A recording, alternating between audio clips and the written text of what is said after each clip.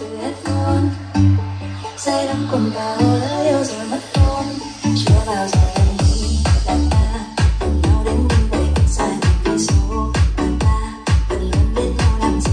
Không cần nói một lời nhưng thói quen mình vẫn chung, chẳng cần báo một lời nhưng câu yêu đừng nhớ nhung. Vòng hoa bàn tay ngày ấy đã gửi lên tình yêu, dừng mong môi cùng nhau mình cháy lên từng vết sâu. Bây giờ làm sao để anh yêu lòng em nhiều hơn, bằng vật mà hai mình ta cùng nghe được không?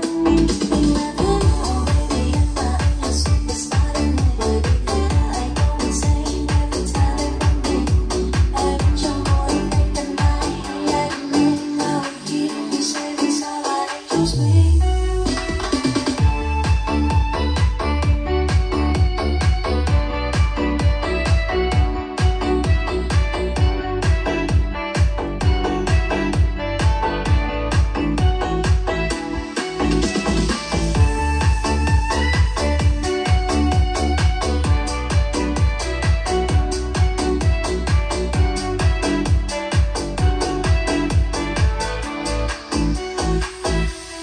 Em mong rằng anh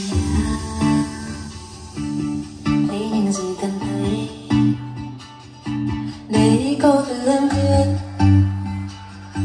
để đi từng lời em hát cho anh.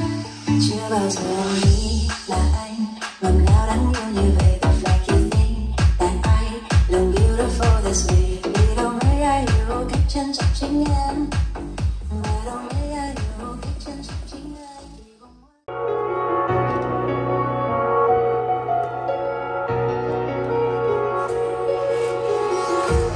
Empty hearts and neon lights, they're playing with my mind. Gotta get out of here.